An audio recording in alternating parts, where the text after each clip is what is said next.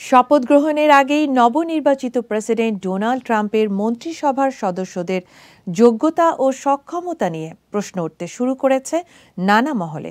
এবার প্রতিরক্ষার দায়িত্ব পাওয়া ফক্স নিউজের সঞ্চালক পিট হেগসেথের বিরুদ্ধে যৌন হয়রানির অভিযোগ ওঠায় ট্রাম্পের সিদ্ধান্ত নিয়ে অসন্তোষ প্রকাশ করছে খোদ রিপাবলিকান শিবির। এছাড়া অ্যাটর্নি জেনারেল পদে মনোনীত ম্যাট গেটসের মাদক মামলা ও স্বাস্থ্য দপ্তরের রবার্ট এফ কেনেডি জুনিয়রের ভ্যাকসিন বিদ্বেষ নিয়েও আছে বিতর্ক।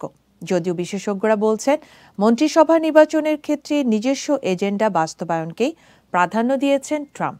জানুয়ারিতে ট্রাম্প প্রেসিডেন্টের দায়িত্ব নেয়ার পর তার মনোনীত প্রার্থীদের নিয়োগ চূড়ান্ত করতে সেনেটের অনুমোদন দরকার হবে।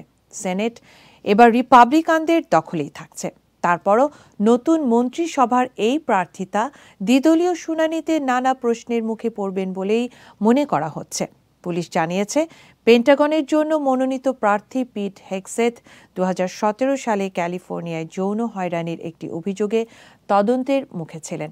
আফগানিস্তান ও ইরাক যুদ্ধে অংশ নেয়া প্রবীণ সেনা হেগসেথ ফক্স নিউজের উপস্থাপক।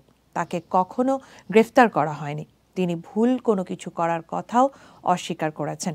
টিকা বিরোধী হিসেবে পরিচিত রবার্ট এফ কেনেডি জুনিয়র টিকা নিয়ে সংশয় প্রকাশ করে ব্যাপক সমালোচনার শিকার হচ্ছেন।